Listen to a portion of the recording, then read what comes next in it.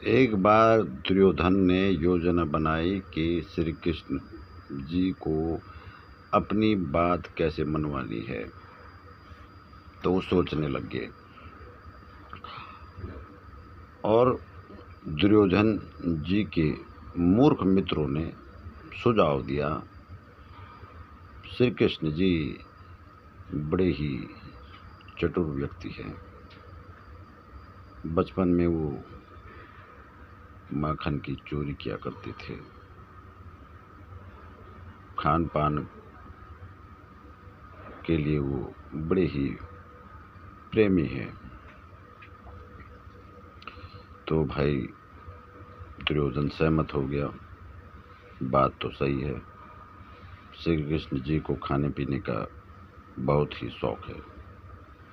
तो उन्होंने पकवान बनाए, 36 व्यंजन, पूरी, लड्डू, भिन्न भिन्न प्रकार के पकवान बनाए और श्री कृष्ण महाराज जी को आमंत्रित किया। लेकिन उसमें एक स्वार्थ ये छुपा था कि उनको अपनी बात मनवानी है।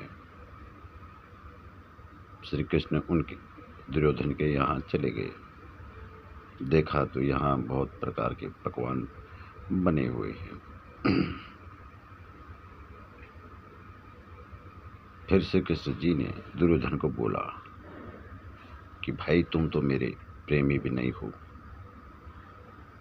और ना ही मेरी कोई विकट स्थिति आ रखी है। इंसान के जीवन में दो स्थिति आती है। दो स्थिति से वो भोजन को पाता है। या तो कोई प्रेमी हो, उसे आमंत्रित करे प्रेम से, तब वो उसके भोजन को ग्रहण करता है। या मनुष्य की ऐसी विकट स्थिति हो कि वो भोजन के लिए तरसे और फिर जाके कचरे में पड़े भोजन को खाए। ना मेरी विकट स्थिति हो रखी है, ना ही तुमसे मेरा प्रेम है। तो ये किस प्रकार का आज तुमने मेरे लिए पकवान बनाया है। अब दुर्योधन अपनी बात को रखता है मनवाने के लिए। तब श्री कृष्ण महाराज जी समझ जाते हैं और वहाँ से नाराज होकर चले जाते हैं। वहाँ जाने के बाद वो विदुर के घर जाते हैं। दरवाज़ा खटखटाते हैं। बोला, माई दरवाज़ा खोलो, मेरे भूख से प्राण जा रहे हैं। अगर तुमने मुझे भोजन नहीं दिया तो मैं यहीं पे प्राण त्याग दूंगा। विदुर आनन फानन में इतनी ही प्रसन्न हो गई कि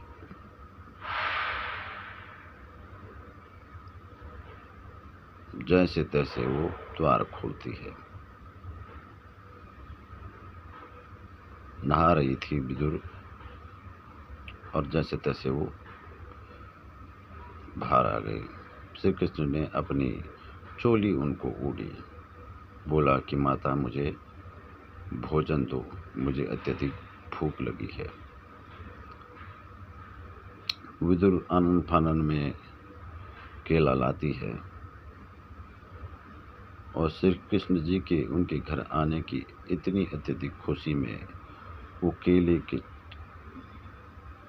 से गूदा नीचे गिरा रही है और छिलके श्री कृष्ण को दे रहे हैं।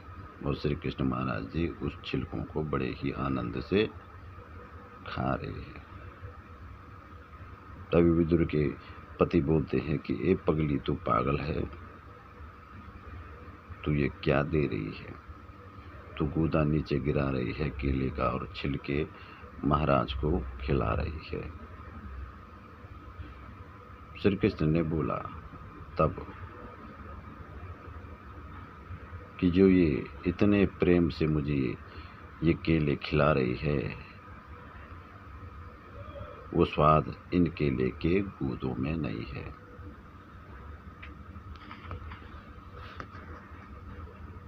तो प्रेम ऐसी चीज होती है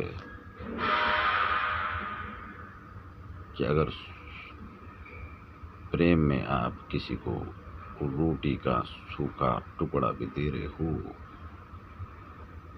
तो वो 36 व्यंजन से भी अत्यधिक स्वादिष्ट लगता है।